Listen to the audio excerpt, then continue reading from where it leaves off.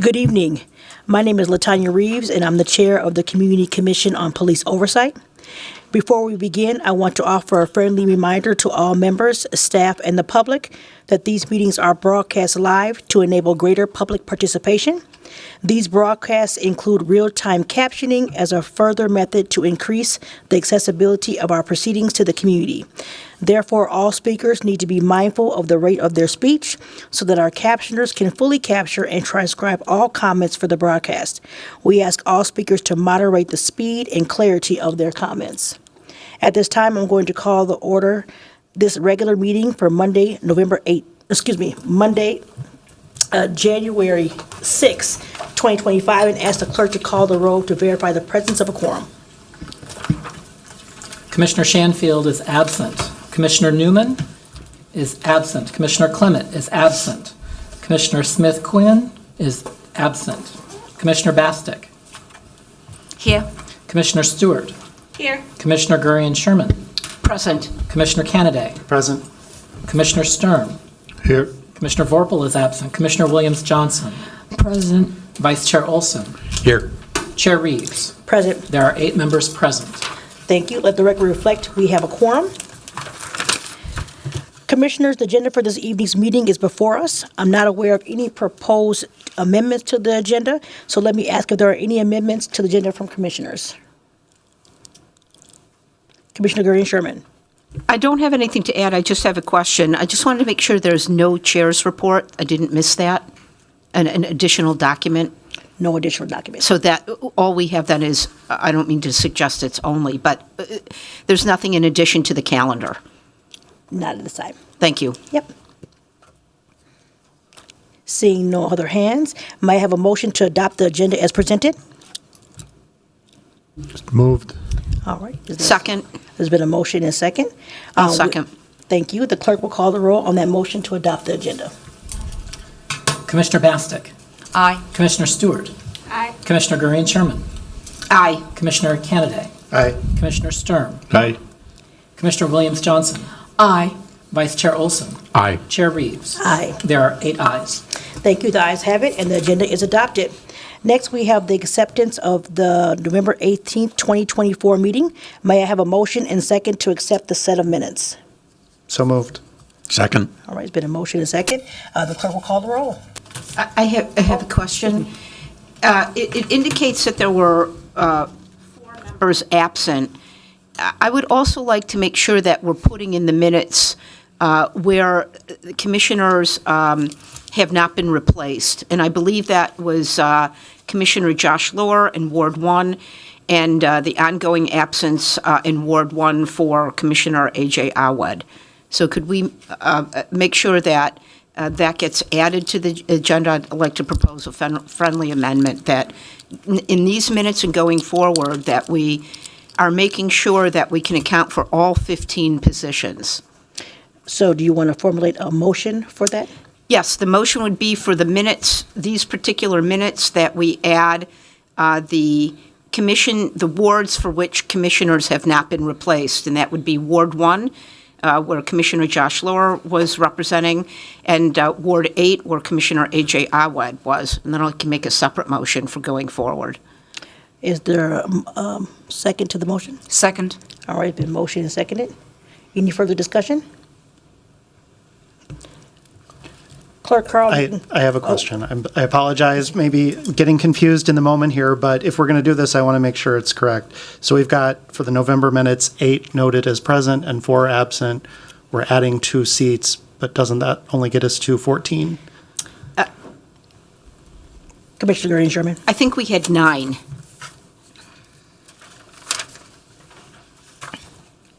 I see. The quorum says 8, but we actually had 9. That was my confusion. Thank you. I appreciate the math, going through the math. Okay. Clerk Carl. Yes, please. Commissioner Stewart. Or, I'm sorry, Commissioner Bastick is first. What was the question? This is on the motion. amendment to the minutes offered by Commissioner Gurian-Sherman. Aye. Commissioner Stewart. Aye. Commissioner Gurian-Sherman. Aye. Commissioner Canaday. Aye. Commissioner Sturm. Aye. Commissioner Williams-Johnson. Aye. Commissioner or Vice Chair Olson. Aye. Chair Reeves. Aye. There are 8 ayes. Thank you very much. All right. And then we should Now we vote have on the a minutes motion. Now as we have- amended. Yep. Yes, thank you. Now we need to vote on the actual minutes. Did you have something else, Commissioner Gurley Sherman? No, after we vote on the minutes, I can make the motion for a proposal for going forward. Sounds good. Is there a motion and a second to adopt the minutes as amended? Moved. All right, Second. moved and seconded. Any further discussion? Clerk Carl, please call the roll. Commissioner Bastick. Aye. Commissioner Stewart. Aye. Commissioner Gurley Sherman. Aye. Commissioner Canaday. Aye. Commissioner Sturm. Aye. Commissioner Williams-Johnson. Aye. Vice Chair Olson. Aye. Chair Reeves. Yes, There are 8 ayes. thank you very much. I'd like the minutes to reflect that Ward 6 Commissioner Ayanna Smith-Coiman is here, and I do want to officially welcome her to the commission. This is her first official meeting with us, so welcome as she gets settled. All right, thank you. All right. Before we move on to public comments, I would like to address that the City Council held a special meeting earlier today to discuss the consent decree. At this time, I would like to invite Director Michelle Phillips up here to speak about it. Director Phillips? Could I make the motion about going forward with the minutes? Let's finish this one up since we are. Thank you. Thank you. Thank you, Chair. Good evening, Chair, Vice Chair, members of the Commission, members of the public. This is our first CCPO meeting of the year. Happy 2025. Before we get into our agenda too deeply this evening, I wanted to brief you on some very important matters that are happening in the news regarding our city. Earlier today, the City Council voted to enter into a federal consent decree with the United States Department of Justice. It has since been signed by the Mayor, Mayor Fry, and our City Attorney, Kristen Anderson, filed in the federal court. This consent decree outlines policy, resources, and training requirements that will help guide the city's and the Minneapolis Police Department's reform efforts over the next several years. A few items outlined in the consent decree include an emphasis on engagement with communities in the Minneapolis Police Department and training in community policing. Implementation of use of force policies that will build on the already existing Minnesota Department of Human Rights Settlement Agreement. Training on policies that facilitate the exercise of First Amendment rights of community members and journalists, while enabling MPD to maintain public safety and order. Additional data collection practices will be improved, and the behavioral health crisis response system will be addressed. There is much more outlined in the consent decree, which you can find on the city's website. Unfortunately, this evening, staff are not prepared to answer any specific questions regarding the consent decree. The City of Minneapolis is committed and will remain committed to the years-long process to strengthen and sustain police reform with both this federal consent decree and the state's settlement agreement. We appreciate your commitment as well as your hard work, which is evident from your presence here today. With that, Chair Reeves, I'll turn it back to you. Thank you very much. Much appreciated. Commissioner Gurley Sherman. Yeah, I just wanted to ask Director Phillips, were you or others in OPCR and the Office of Civil Rights able to see the consent decree before it was publicly made available? I would ask that we not ask any questions regarding the consent decree until we have our update in February. And it's because we just specifically said that we're going to answer any questions, additional questions. This is just about whether they've had a chance to review it, not what's in it. I imagine that all the staff that were present at the meeting had an opportunity to review it. Oh, I'm just asking the question. Commissioner Stewart? I believe that that should be directed not towards Director Phillips. I think that if you have that question, you have the city attorney that's sitting there, and you should ask that question. That's a question that you're basically, in my opinion, placing Director Phillips when she just stated in front of all of us and in front of the public that she's not at liberty to answer any questions. So I think that it's very unfair to our commissioners and to our director to place us in any type of conflicted situation. So I think that that should be directed towards the attorney. I just want to be clear, I'm not asking for the contents of the consent decree. My understanding from what Director Phillips said is that they're understandably not prepared to give answers to a 170-page document, which at best they got yesterday. I am just simply asking the question, which I will rephrase and pose to Mr. Fussy in the city attorney's office. Was the consent decree made available to high-level managers in the department, in the city, prior to it being made public on LIMS and on the federal website and the city website? Madam Chair and Commissioners, my role at the City Attorney's Office did not involve any involvement with the negotiation of the consent decree, and I don't have any information with regard to its contents beyond what's been made publicly available, nor with regard to the process of its adoption. Thank you. Who should that question be posed to? Madam Chair and Commissioners, I think it's been made clear that the staff is not in a position to comment with regards to the consent decree at this point. I certainly am not, I have no information whatsoever with regard to any of the details regarding it. I'm sure it will be upcoming and will be brought forward soon. I literally have no information with regard to any of those questions. I Thank you. appreciate that. I'm simply Commissioner Gurry asking, Sherman, if I could just ask for a who would point of that clarification. question go to? One moment, Commissioner Gurry Sherman. I called on you because you had a motion about the minutes, and there was no additional conversation on this. Did you still have a motion that you wanted to bring forward on the minutes that you were discussing? Yes, I'd still like to know the answer to the question, which is, who would that question about who the consent decree was made available to It might be prior helpful. to the public? It might be helpful to reach out to your city council member that appointed you. Maybe they would be able to answer that question. Did you still have a question on the minutes that you wanted Yes, to bring I'd forward? like Okay. to make a motion for the minutes that going forward, in order to account for all 15 members of the Community Commission on Police Oversight, that the minutes reflect who was present at a meeting, who was absent, and what wards had vacancies, so that we make sure we're always accounting for 15 members. Was that addressed in your previous motion? Because I think that's what we got from your previous motion, is that it was Madam- worded in such a way. Madam Chair, if I could, I think the previous motion, at least the way I recorded it, was to amend the motions from our last meeting in November to show the absence of commissioners who weren't present, but also to show that seat 1, which was Commissioner Lohr, is vacant, not that it was an absent. And I'll make a correction to what Commissioner Gurry and Sherman said. She said seats 8, but it's actually seat 6, which was former Commissioner Awad, which has now been replaced. So that those minutes would be corrected to show 2 vacancies in addition to the members that were absent.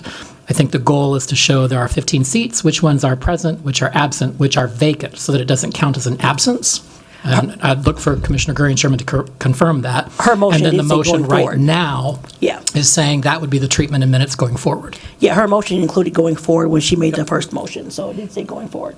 No, it didn't include it. I said I'd do 2 motions so it wouldn't be confusing. I think when you stated it the first time, you said going forward as well. I did, but then Okay. I said I would do it separately because we were only addressing the minutes. Okay, so your intention was to have 2 separate, the first one, that current last meeting, and this one going forward? Correct. Okay, thank you. You want us to restate it again before people vote on it? Yes. In order to make sure that we're accounting for all 15 members of the Community Commission on Police Oversight, I propose that the minutes reflect going forward the commissioners that are present, the commissioners who are absent, and the wards for which commissioners have vacancies. Okay, is there a second? Second. All right, any additional conversation? All right, Kurt Carl. Commissioner Bastick, Aye. Commissioner Stewart, Aye. Commissioner Gurry and Sherman, Aye. Commissioner Canaday, Aye. Commissioner Sturm, Aye. Commissioner Williams-Johnson, Aye. Commissioner Smith-Quimman? Did I say that? Quimman, yep, aye. Quimman? Smith-Quimman. Vice Chair Olson, Aye. Chair Reeves. Aye. There are 9 ayes. Thank you very much. Now we have the order of public comments. We'll open the floor to any comments from the public, giving each speaker 2 minutes to address the commission. We'll be taking speakers in the order they registered. If you wish to address the commission tonight and haven't already done so, you may register with the clerks at the side of the dais. If any speaker has printed materials, please give those to the city clerk. We also invite the folks to submit written comments using the forms available from the city clerk to be included in the public record as an alternative to speaking at tonight's comment session. Each speaker will be given 2 minutes to address the commission. We have a timer to assist speakers in monitoring their use of time. With that, our first speaker tonight is Howard Dodson, Ward 7.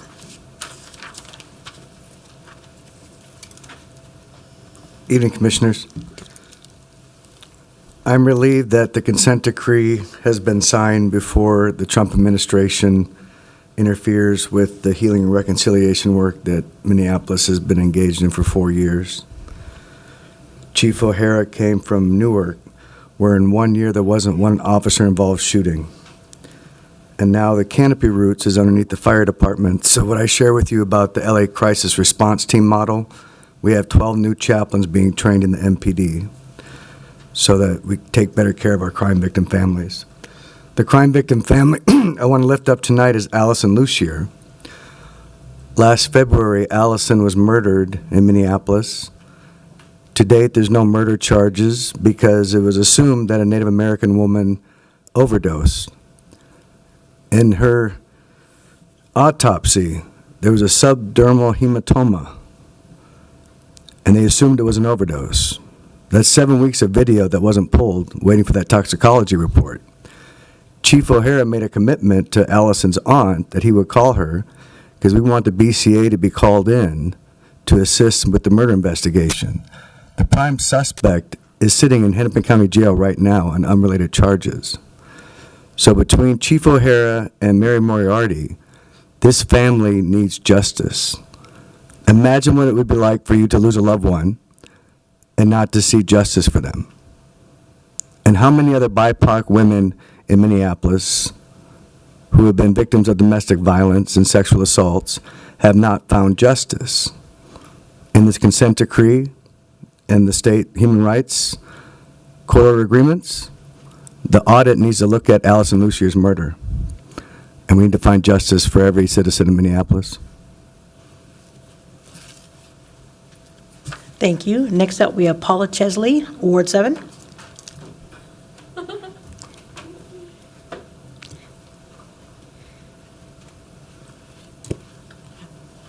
Hi. No, I thought I was just signing a presence thing, so I don't actually have anything to say. So, thank you for being here. I appreciate it. Thank you. Next up, we have Lizzie Palmer, Ward 2.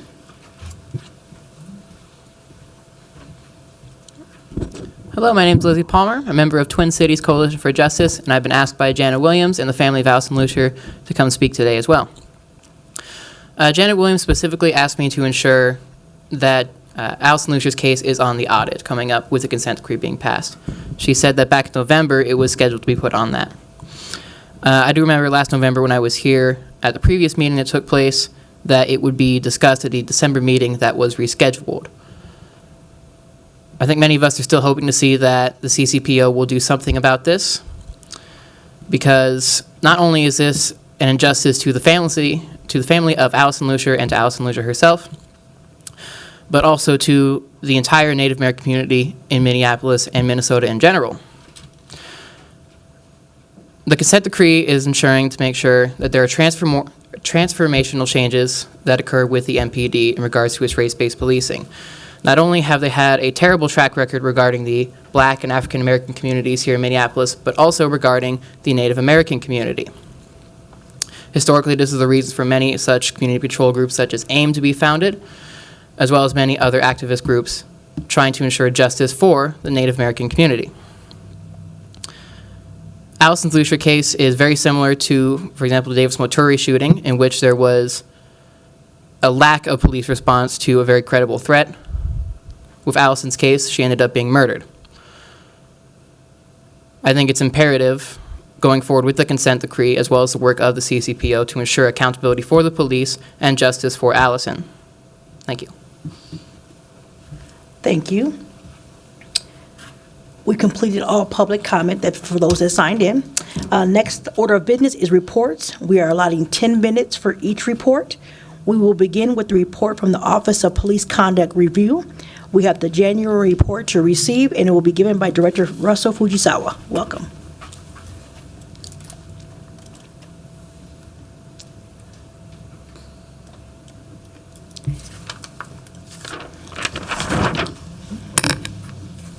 Good evening. Good evening. Just want to quickly go through some updates from the Office of Police Conduct Review. As always, with our monthly meetings, just trying to take an opportunity to present some updates from OPCR that are relevant to the CCPO's function. And through doing so, provide some greater transparency to our work. Obviously, fulfill the requirements that we have as an office to this body. And then again, provide some OPCR-specific data points and information that are relevant to you and community members. Looking directly at the support, OPCR's direct support of the CCPO, we have hired an administrative assistant to directly support the CCPO and panel reviews from a logistics perspective, scheduling, any coordination. So that should hopefully already be seeing its effects. We have also offered to a policy and research coordinator that will directly support the policy initiatives that come out of this body. So the combination of these two OPCR staff will already be supporting the existing enterprise work that has really been really facilitated through the working groups previously, but now will be formalized through these roles to support the logistics, but then also the policy and research aspect. This group that we will will include representatives from the city clerk's office, communications department, city attorney's office, neighborhood and community services, civil rights, and the Minneapolis police department. OPCR will also continue to work on all of the MDHR requirements, and additionally in the consent decree requirements that as were passed and signed today. Some specific work coming through the OPCR, through the division, through the Office of Police Conduct Review, looking specifically at our intake unit. As of December 27th, the total number of contacts that the office had was 656. Further looking at those, 404 were deemed inquiries. 252 of those contacts were deemed complaints. And the total complaints in the intake queue as of right now, or as of the 27th, was 129. And that only included one additional case that carried over from the backlog of cases previously discussed with ALIFA and in previous CCPO reports. Here you can take a look at the total number of contacts over the course of 2024. So you can see the breakdown of inquiries and complaints. For our investigations, we currently have 117 open investigations, 43 of which are assigned to investigators, and that composition is broken up between internal and external investigators. 74 are pending assignment to our investigators. Again, we have weekly meetings with ALIFA, and we have decided to establish 3 separate categories of investigations based on the time in which a complaint came in. So the inception of OPCR to May 23rd of 2024 is what we have traditionally called the backlog. So for that bucket, we have 110 cases. From May 24th to October 28th, we have 5 cases. And from October 28th to current, and again, this is as of 12/27/24, we had 3 cases. So you can see just the breakdown and the proportion of where those cases sit in those categories. Just a staffing update. I think this is a very much an improvement since our last reporting out in November. We are expecting the investigative team to be fully staffed by February of 2025. We hired 2 external candidates. We have 1 temporary detail from the Complaints Investigation Division within Civil Rights, and we have 2 internal moves from within OPCR moving into the case investigator role. Additionally, we have moved an administrative assistant into a full-time role supporting the CCPO, and we've also extended that offer to the policy and research coordinator, which we hope to be starting sometime in February, and immediately jump into supporting the CCPO as well as the policy work and research that should be coming out of our office anyways. One last piece for review panels. There was 1 review panel session in December. We heard one case in that session. For looking towards the future, we have, I believe, 2 panels scheduled for the 8th and the 22nd of January. We plan to have 2 cases at each of those panel review sessions, and that will be the case going forward, having 2 per session, unless time is, or complexity of the case is a restricting factor. This is the current breakdown of cases that sit in queue. I will say to this point that this number will just continue to grow as we staff up our investigative team, as IA continues to put out investigations and finish investigations. We will continue to produce more finalized reports that sit with the CCPO for review. So that, I think, is a really important thing to highlight, especially after our training session last in December, as well as us trying to establish some standing dates across the course of the calendar year on which we can convene panels. And I think I just want to say one point, too, is that, if there is an event in which we have more than 3 CCPO commissioners available on a given day, if we have 6, we will try to staff 2 sessions for that day. So just because 3 have responded or 4 have responded as a backup or an alternative does not mean you shouldn't continue to put forth your availability, because we will schedule if there is availability among the CCPO members and the sworn officers. Just a quick update on our website and reporting. We continue to work with City IT to navigate the presentation of information and data based on the ordinance, based on the requirements of the MDHR settlement, based on the requirements of the pending consent decree. And we will continue to work with IT and with those bodies to understand what changes need to be made and what data needs to be presented.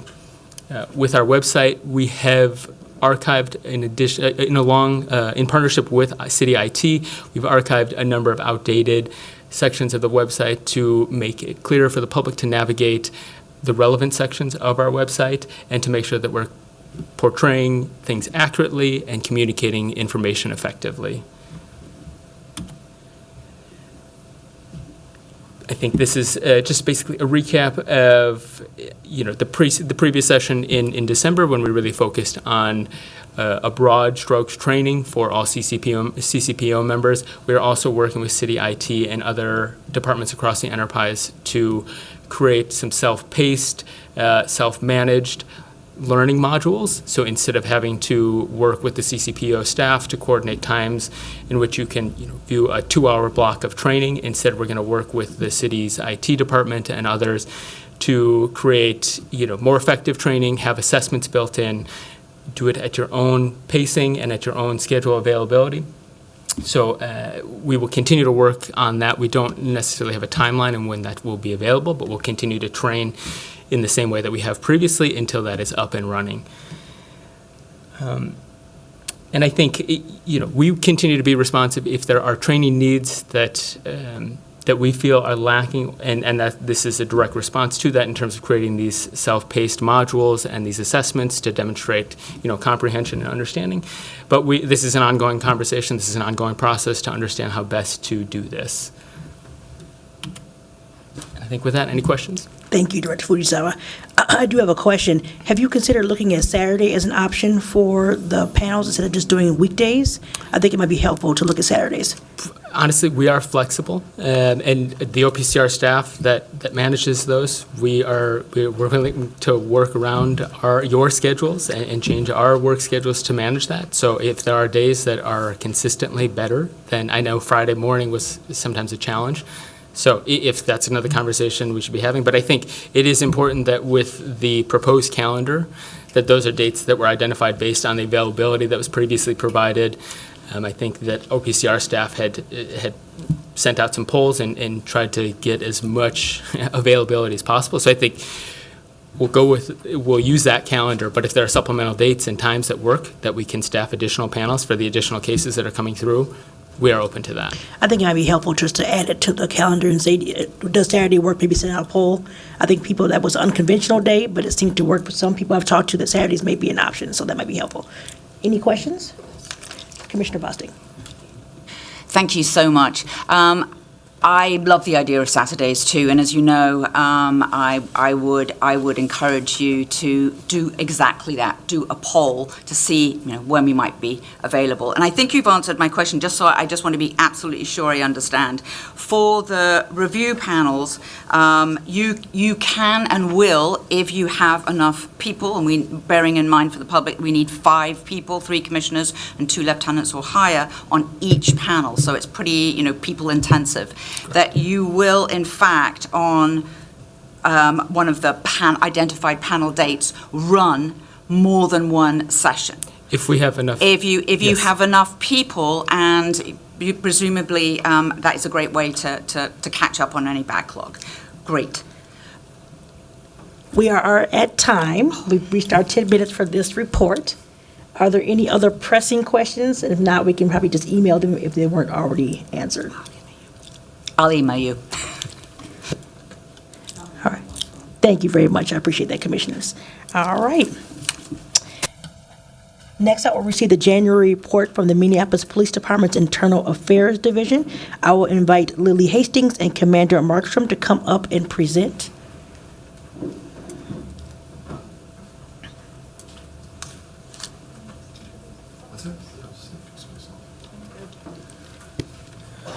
Good evening, everybody. I'd just like to introduce myself. I'm Commander Ralph Markstrom.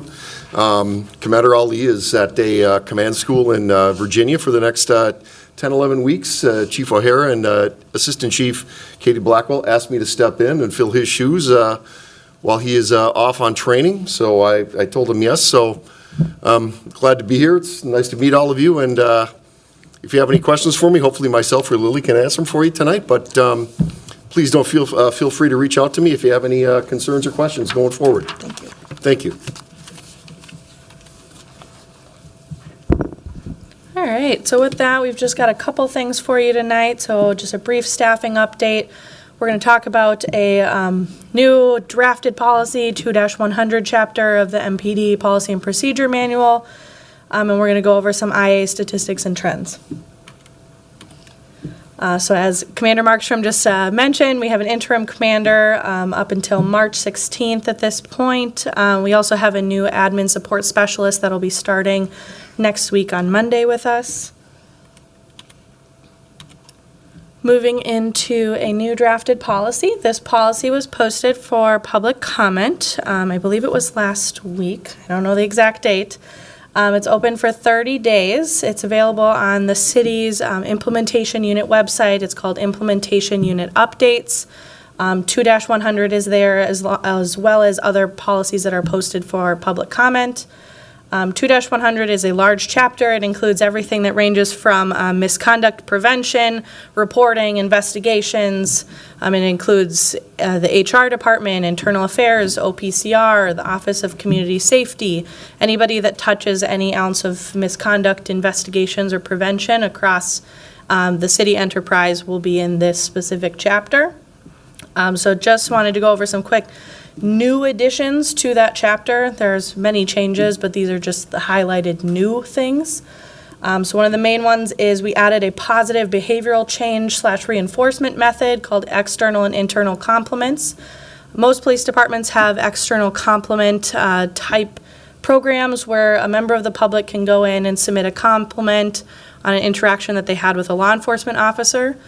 That's been open, but Internal Affairs is now taking over that process. So we centralize how those compliments are coming in and then how they're going out to our officers and their supervisors and how that's being documented. We also are starting an internal compliment process. Where this came from is Internal Affairs. We see a lot of good police work through the course of our duties, and that's not really being recorded anywhere. Sometimes excellent police work goes to, the award committee or weekly commendations, but just everyday work that we see that's good and according to our policy and helpful, that goes unnoticed, and we want to make sure that that part is noticed and our officers understand when they're doing good work. So again, Internal Affairs is going to be taking over this internal compliment process. The policy also includes all the roles for IA, OPCR, Human Resources, and the Office of Community Safety in processing and investigating specific types of misconduct complaints. So all the various different niches of what's acceptable and the jurisdictions should be addressed in this new policy. We also added additional language to our duty to intervene policy regarding some issues that, I don't remember what the word is. We had some issues with the duty to report and, what do you need to report if you do a successful intervention? Do you need to report?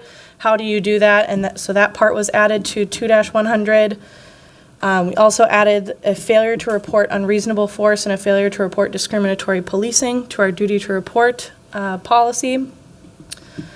We added compliance measures with imposed non-disciplinary corrective action. So this is, again, coaching, training, or mediation. So our supervisors, if they fail to conduct a imposed non-disciplinary corrective action, that will be there will be consequences imposed for that. There was not previously any consequences imposed for that. We also added a requirement not to destroy or alter any information pertinent to investigations. That hasn't been there before, but that is something that is in our federal consent decree. We also stated that there's compelled statements that are allowed for all investigative entities. Previously, it just said IA could do compelled statements. OPCR is allowed to do compelled statements. HR is allowed to do it. And the Office of Community Safety, all of our investigative entities are allowed to do compelled statements. And then lastly, we include information about the discipline decision process and the matrix in there as well. And then we included information regarding the public dashboard, all of the reporting for public dashboards, and internal disciplinary records, how all the cases go on there, how long they're on there, and what types of cases. Moving on to just some IA statistics. So these records were taken as of January 3rd, end of the day. So open intake cases, we have 23 in intake. We got a little bombarded there with a bunch of cases. But we're still keeping up. Our average age is 22 days. And our average duration to complete the intake phase is 26 days.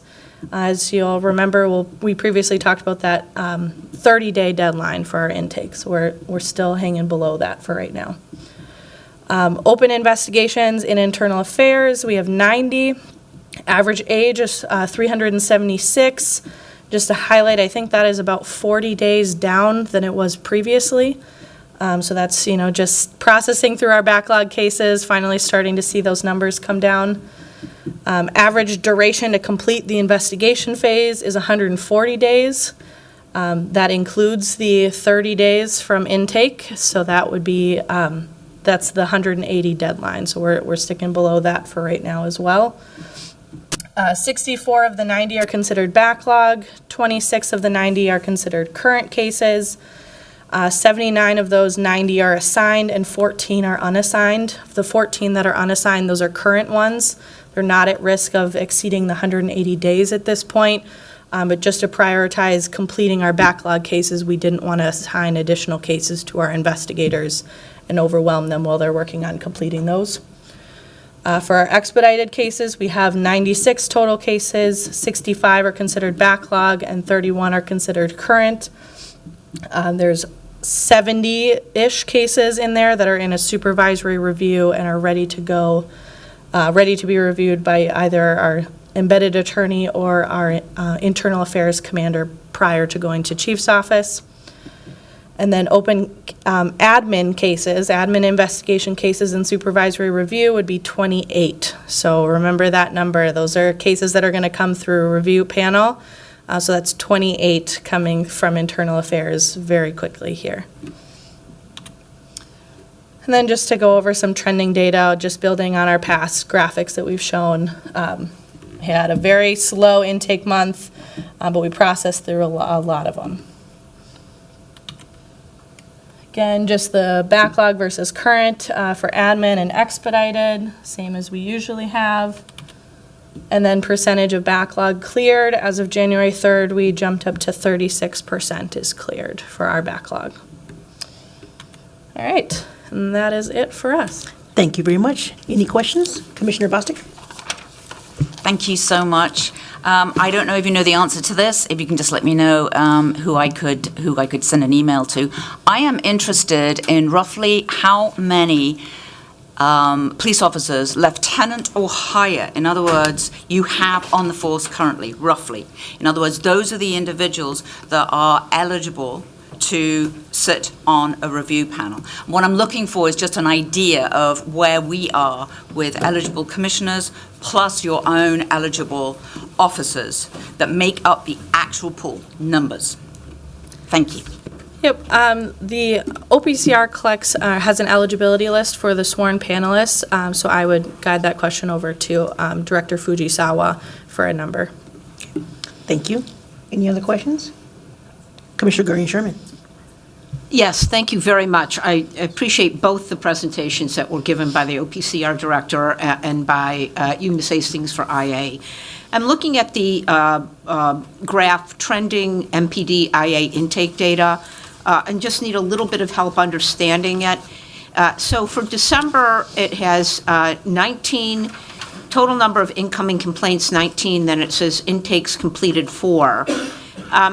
Is this a cumulative number? So for instance, I'm looking at October, where in the blue, it says total number of incoming complaints is 15, but 25 have actually been completed. So it's not necessarily that these are numbers just pertaining to the month. So I'm not supposed to read this like in October, 15 cases came in, but 24 were completed. It's because the ones that were completed is higher because they were cumulative or added on from previous months? Yes, that would be correct. Okay, great. Thank you.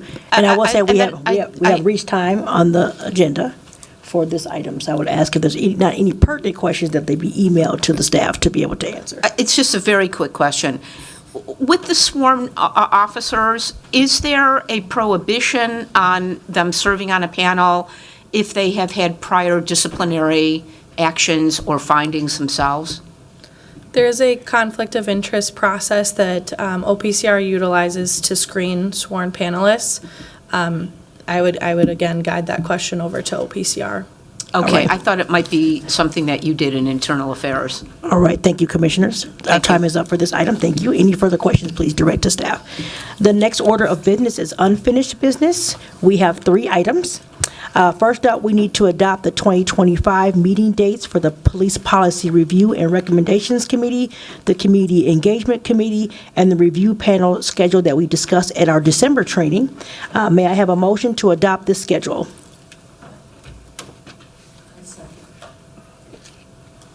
Motion, and is there a second? Second. Thank you. There's been a motion and a second to adopt the 2025 Police Policy Review, Research and Review Committee, the Community Engagement Committee, and the review panel schedule. The clerk will call the roll on that motion.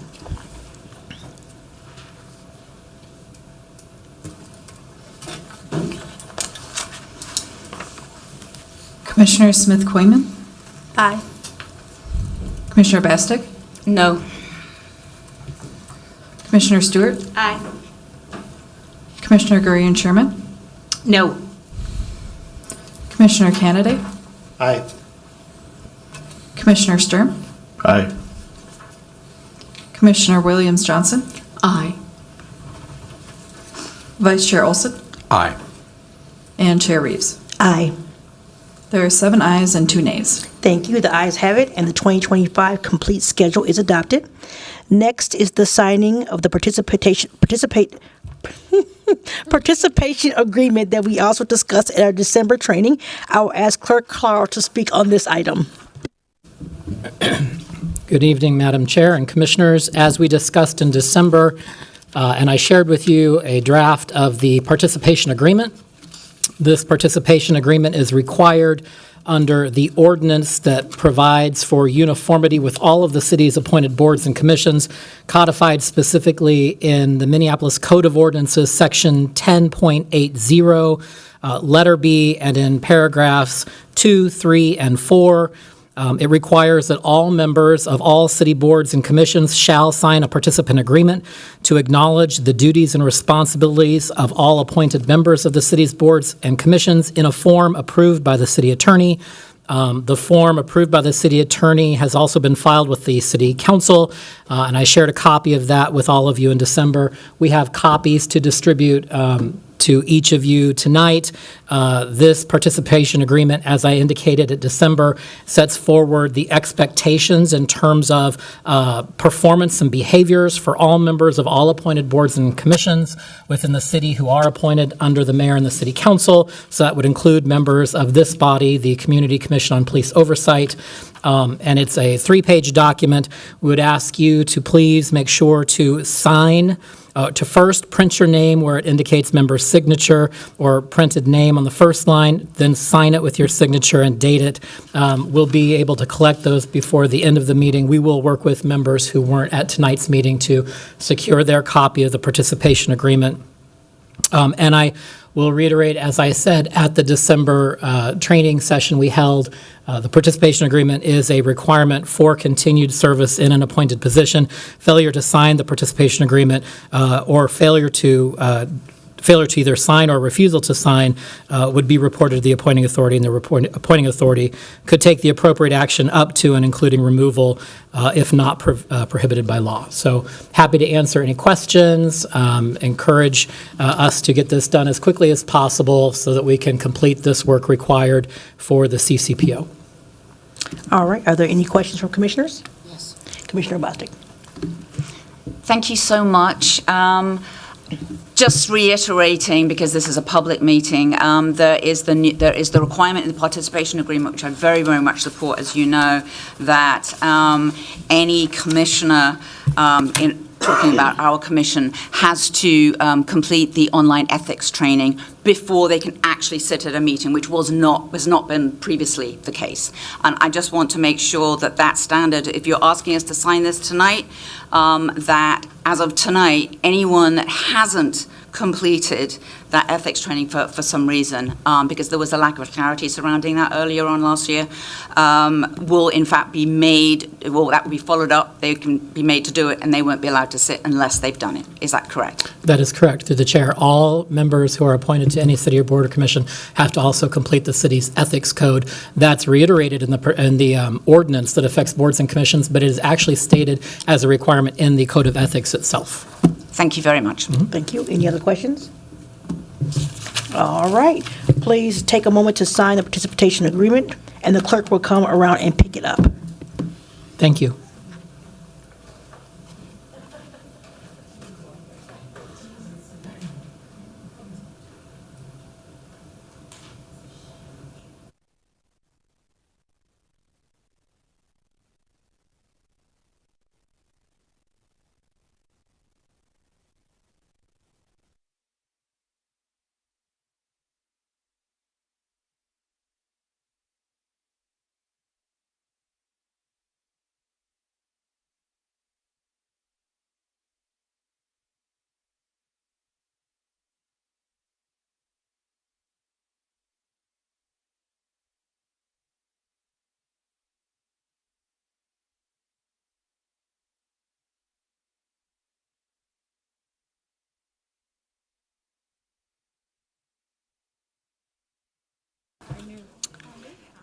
I have a question about the once we sign these agreements, will we be getting copies of them provided to us through email for our records?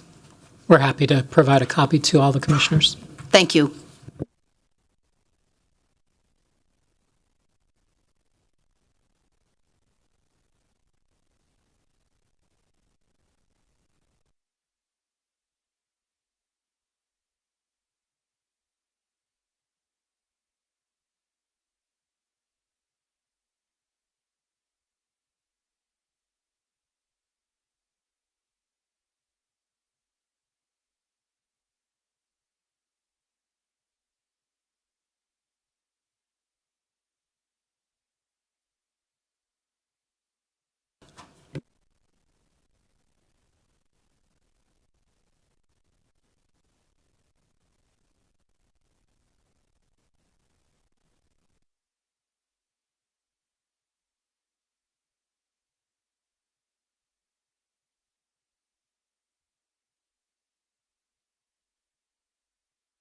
All right, thank you, Commissioners. Last is adopting the National Association for Civilian Oversight of Law Enforcement, NACO, Code of Ethics and incorporating them into the CCPO bylaws. These Code of Ethics were also discussed at our December training. I will begin by reading the Code of Ethics and ask those of you who have attended to make comments and share your experiences from attending the NACO training after I complete them. The preamble. Civilian oversight practitioners have a unique role as a public servants overseeing law enforcement agencies. The community, government, and law enforcement have entrusted them to conduct their work in a professional, fair, and impartial manner. They earn this trust through a firm commitment to the public good, the mission of their agency, and the ethical and professional standards described herein. The standards in the code are intended to be of general application. It is recognized, however, that the practice of civilian oversight varies among jurisdictions and agencies, and additional standards may be necessary.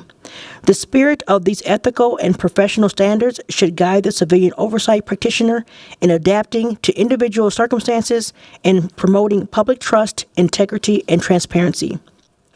Personal integrity.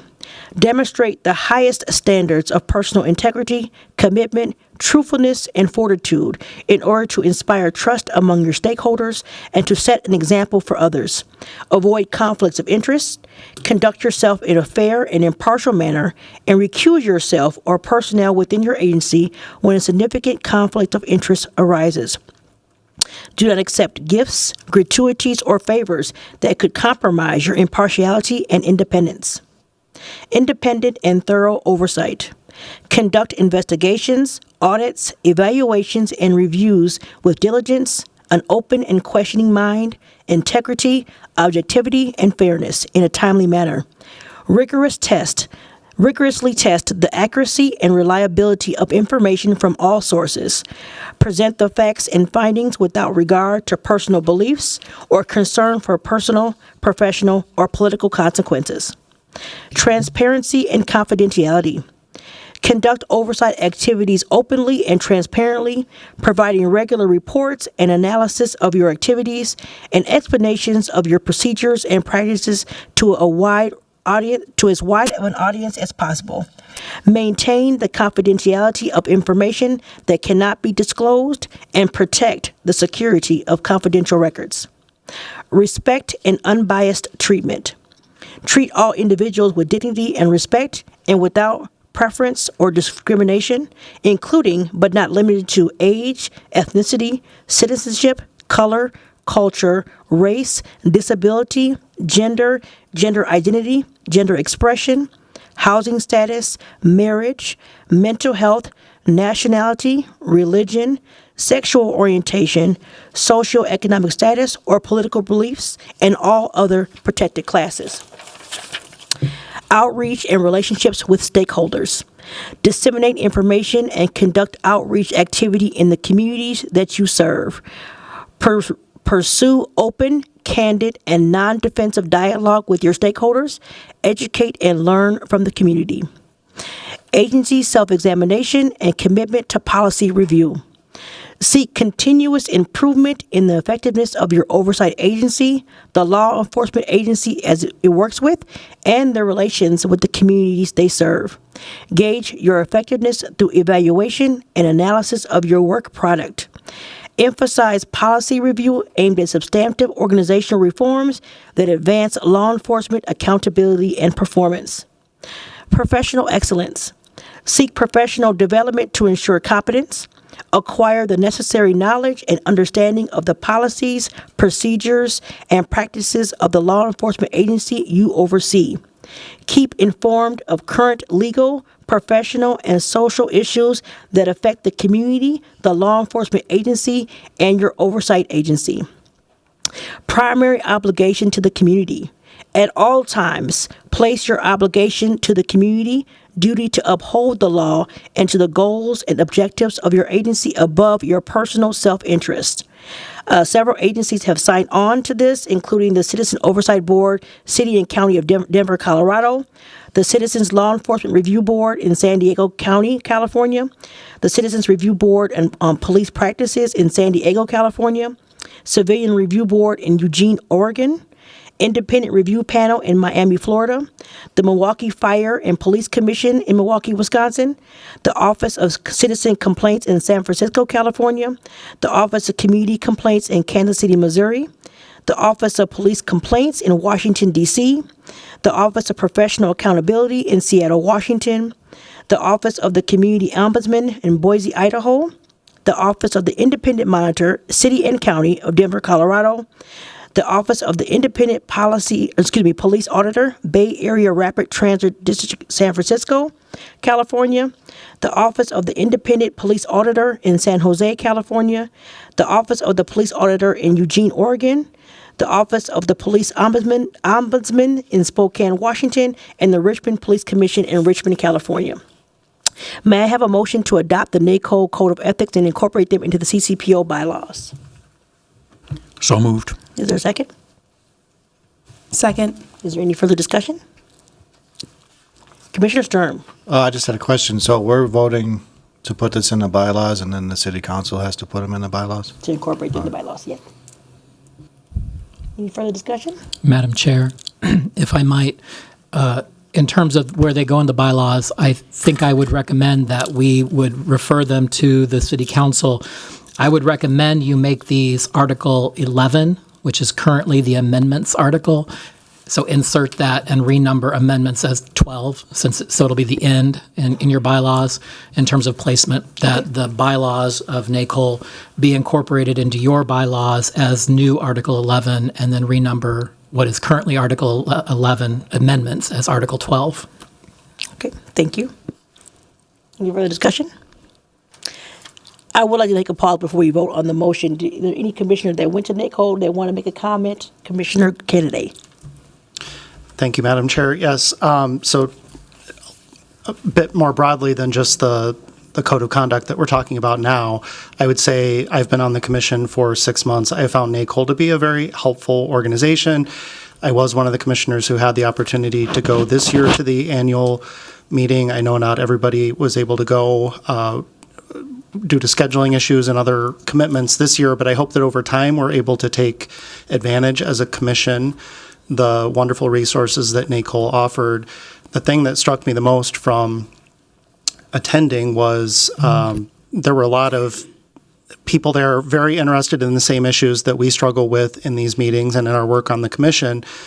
Of course, I expected that, but they were also very receptive to learning from what we had dealt with here. So it very much was an environment of a two-way street where we not only have the opportunity to learn, but we can also spread what we are learning here to other jurisdictions. And I think that's a great opportunity. And that's all a way to get to the point that's a reminder for most of us up here probably, but to make sure everybody knows the NACOL annual meeting will be held in Minneapolis this year, this fall. And so we'll be having people come from all over the country. And I know last year when we were at the meeting, there were actually people there from other countries as well who are trying to learn and engage on this. So I think it's a great opportunity that will be here in Minneapolis later this year.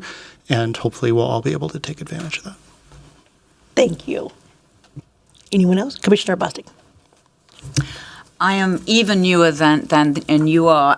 Just interested in knowing, typically, when on a year when it's actually not being held right here, do we all, as commissioners, get invited to attend the conference, or does someone handpick people?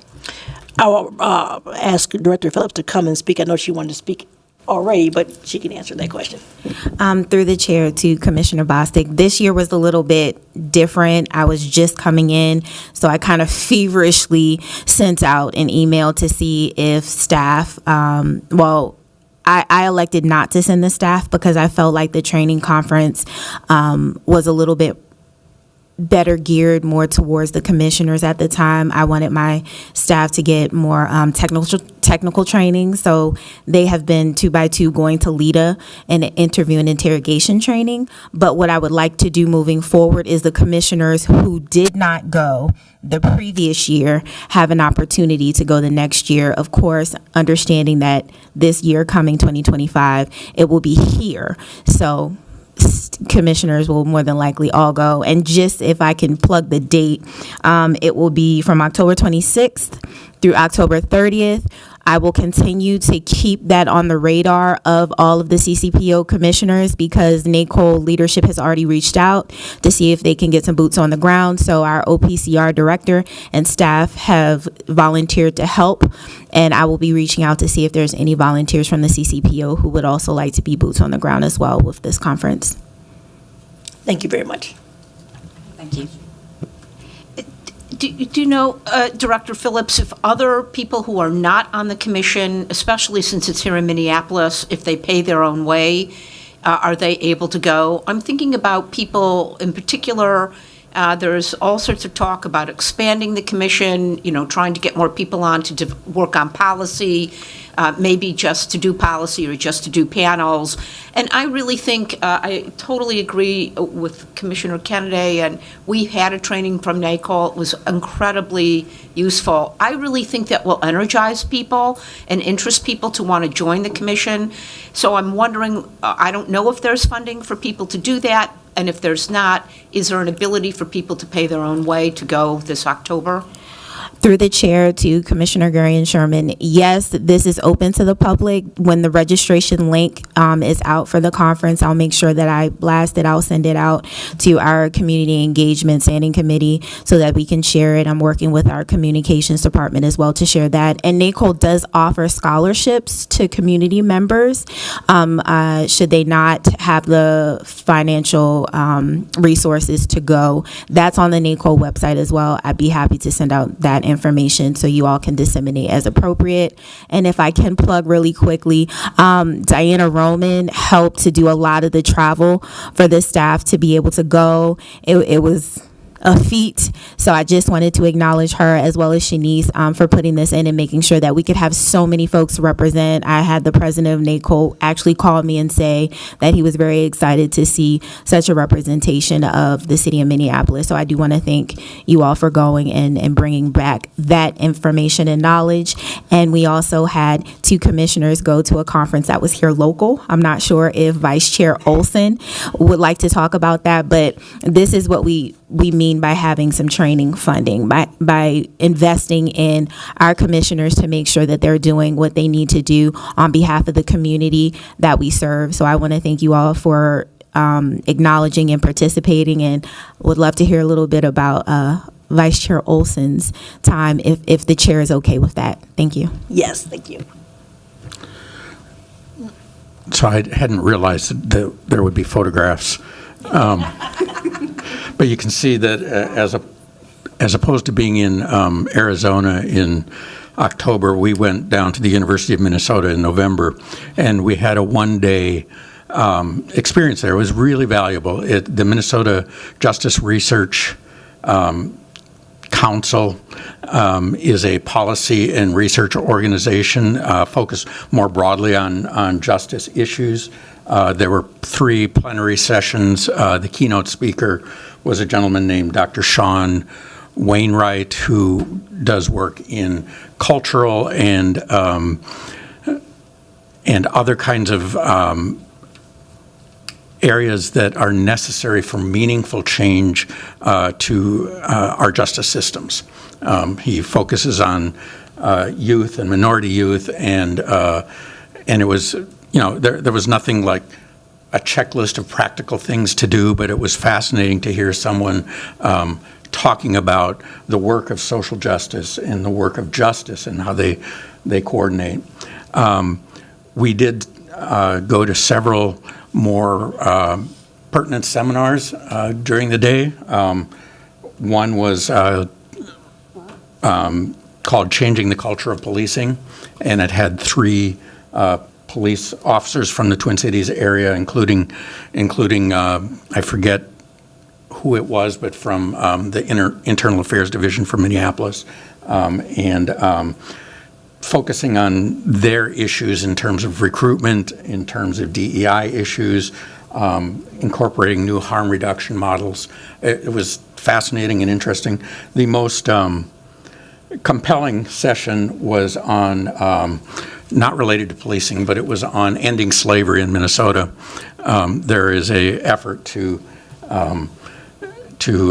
put forth a bill in 2025 to change the Minnesota Constitution, or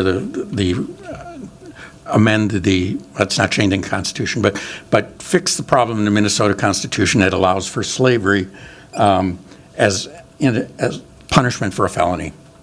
And this is how we get our prison labor system. And so it was a fascinating panel discussion on prison labor and the abuses that are ongoing in Minnesota. And it got a lot of people energized in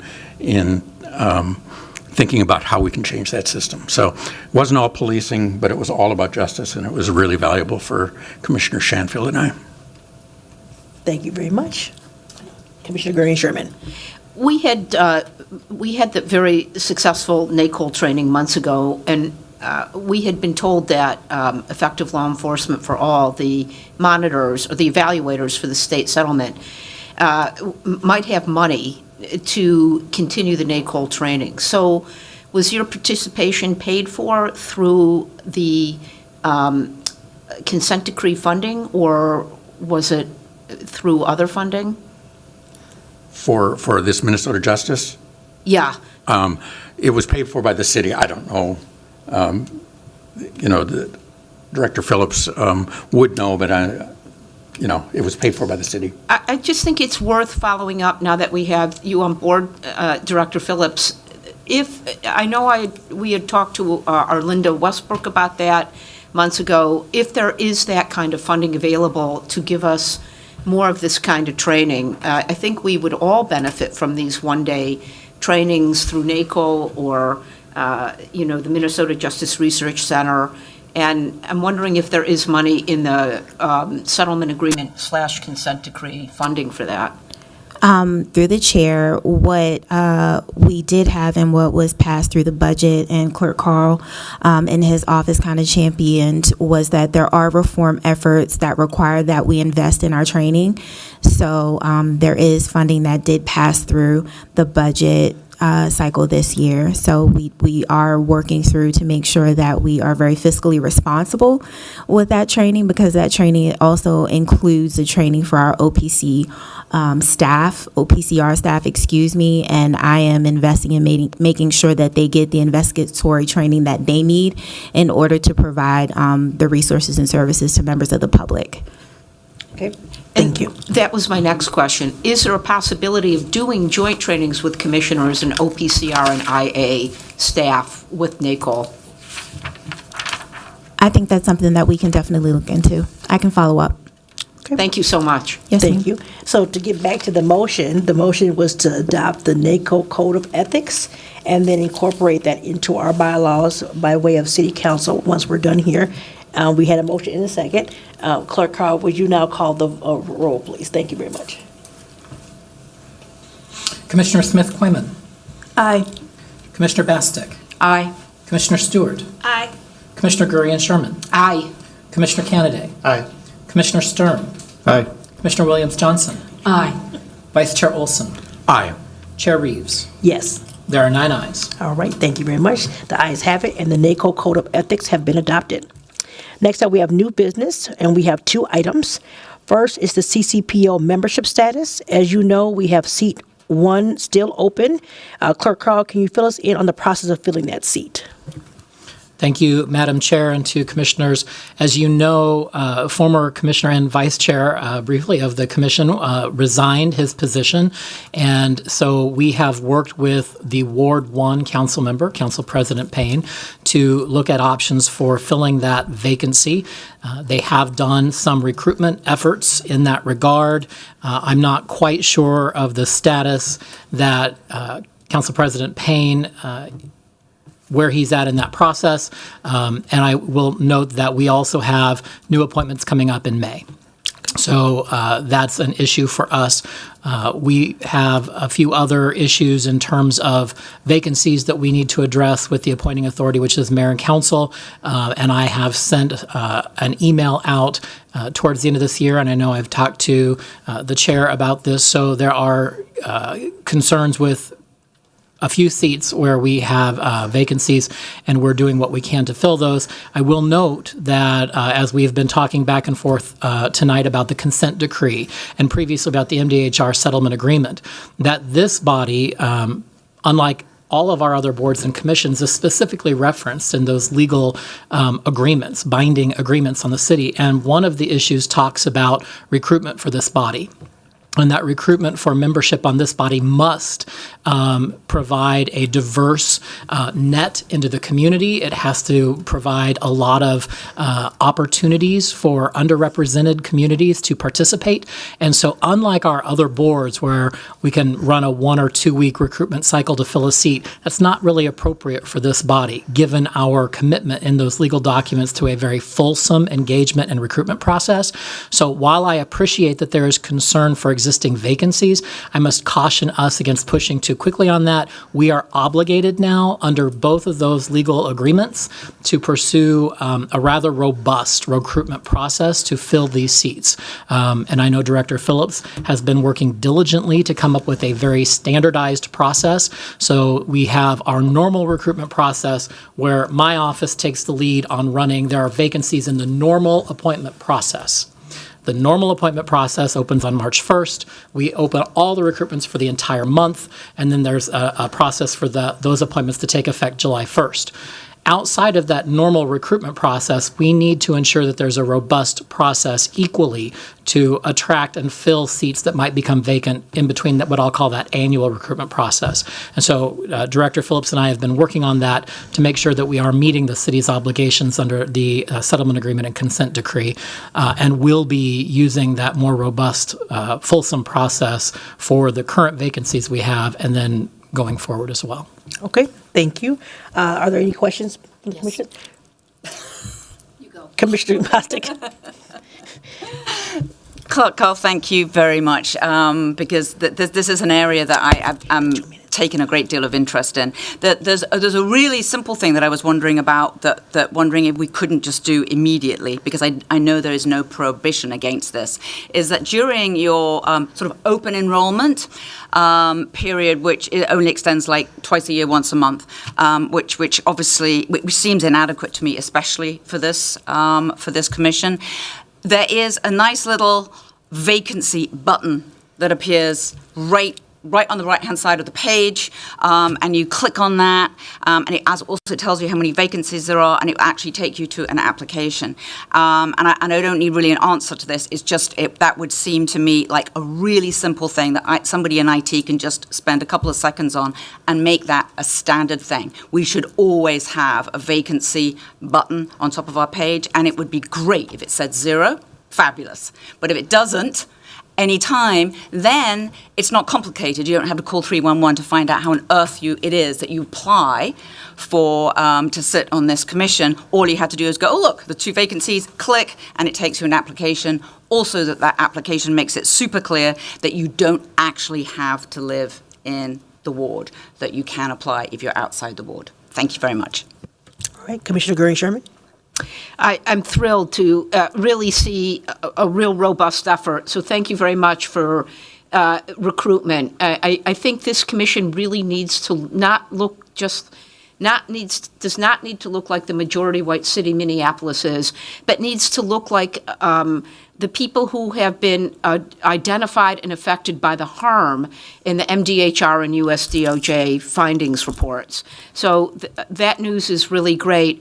On the other end of that, I don't expect an answer tonight, but I'm hoping that maybe at the February meeting we could get a handle on how do we handle absences. We know that a certain amount of absences will trigger some sort of action that to determine if somebody wants to stay on the commission or should stay on the commission.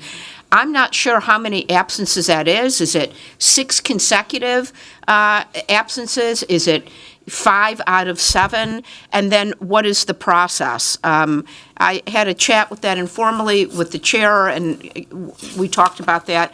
I just think going forward, we really want to make sure as we recruit people, we tell them the time commitment, especially with the review panels, and that we are also setting a standard for making sure that we can meet quorum every month. So I'm wondering if we could just have a discussion about how many absences or what amount of them within a certain period, and then what the process is for going to the commissioner and then asking, do you want to stay on, and if they should be removed. If we could have a discussion and some information about that at the next meeting. Madam Chair, I can answer that right now. There is in our reform ordinance that passed, the one that requires you to sign the participant agreement in 1070E, in the code, requires attendance on a regular basis. It says, if a member is consecutively absent from a number of meetings greater than 1/3 of the body's regularly scheduled meeting in any calendar year, meaning January through December, then the city clerk will advise the appointing authority of those absences, and the appointing authority may take action it deems appropriate up to and including removal of that member if not prevented by law. We have not had to use that provision in the past. I will say this ordinance just became effective in 2023. At the end of last year, I initiated this process for a member of one of our appointed boards and commissions, and we'll be pursuing it to completion within the next month or two. And so we'll see how that goes.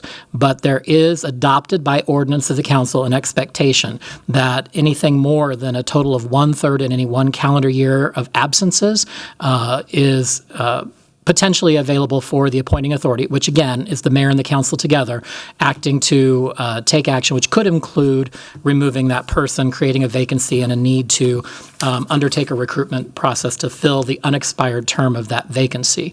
So that is something we have in place now through policy, through the ordinance. It is something that we are going through right now for the first time, and more information to come. Thank you very much. Okay. I'll direct the clerk to receive and file those comments. Next, we have a referral of the Minneapolis Police Department proposed policies to the Police Policy Research and Recommendations, or PPRR Committee. I will speak on this on behalf of the chair of that committee, Commissioner Shanfield, since she was not able to make it to the meeting tonight. In December, the Police Department released policy number 4-223, body-worn cameras and in-car cameras.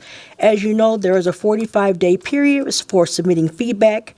The deadline for this policy is January 30th, 2025. Commissioner Shanfield wants this to be a policy that was discussed at the next PPRR committee. But since we had that conversation, there have been more policies that have been added. There's 3 policy proposals under Chapter 2 for training, and there's 9 policy proposals under Chapter 2 for accountability. We would like to add those to this motion, which was, can I get a motion to add all pending policies to include the 3 policy proposals for Chapter 2 for training and the ones for accountability, as well as policy number 4-223 would like to be added to the agenda for the next PPRR committee meeting, which is scheduled for January 13th, 2025. Madam So Chair. moved. Excuse me. I'm sorry, I interrupted the motion. You have a motion.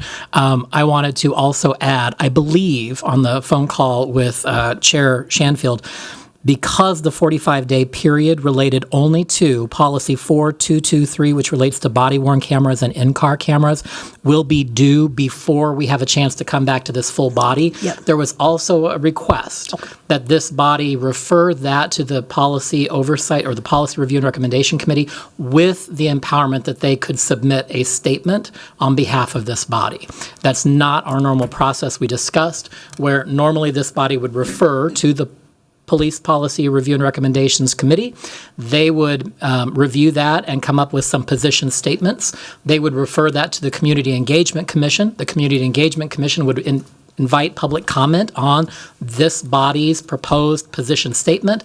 All of those recommendations would come back within the time period for the next meeting of the full body, so that there was a fulsome process. It had been reviewed by both committees. Public input had been invited before this body took a formal act on submitting an official statement of position. In this case, due to the timing, we don't have that time available. So I believe her request was to refer this to the PPRR committee with, I would call it empowerment to submit a comment on behalf of the full CCPO.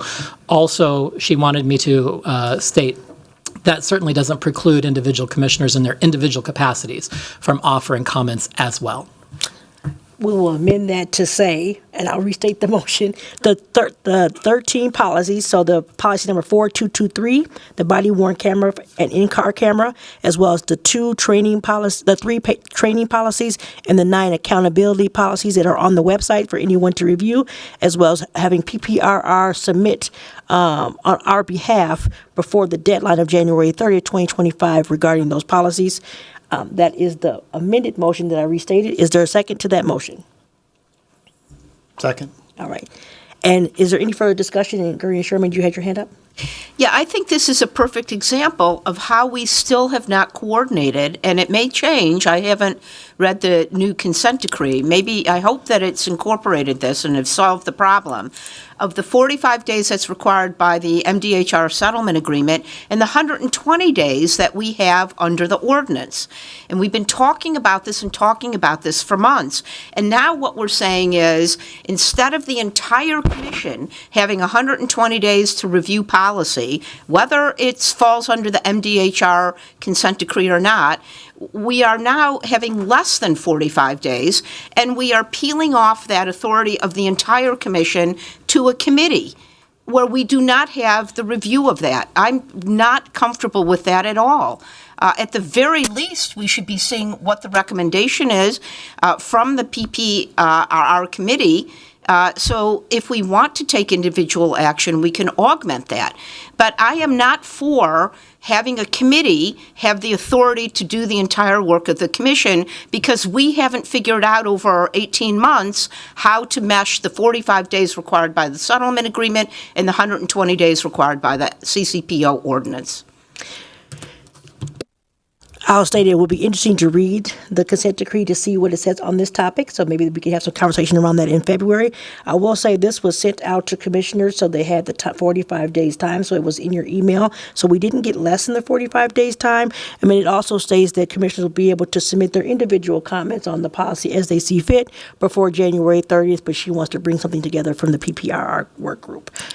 We have a motion and a second. Is there any further discussion? Commissioner Olson? Yes, I just want to say we have been struggling, acknowledge that we have been struggling with, how to get policy review in a timely fashion and get notice and so forth. I think there are improvements to be made, but I think this is a good short-term solution to get something under review and get some word from the commission back to the authorities on a short-term basis, and we will improve this process as we go. So I'm in favor of it. Thank you very much. Seeing no further hands, Clerk Carl, please call the roll on this motion. Commissioner Smith-Quayman. Aye. Commissioner Bastick. Aye. Commissioner Stewart. Aye. Commissioner Gurian Sherman. No. Commissioner Kennedy. Aye. Commissioner Stern. Aye. Commissioner Williams-Johnson. Aye. Vice Chair Olson. Aye. Chair Reeves. Yes. There are 8 ayes and 1 nay. Thank you very much. The ayes have it, and those policies will be discussed at the next PPRR meeting, which is scheduled for Monday, January 13th, 2025. With that, we've completed all items on our agenda for this meeting. Without any objection, the commission stands adjourned. Have a good evening, everyone.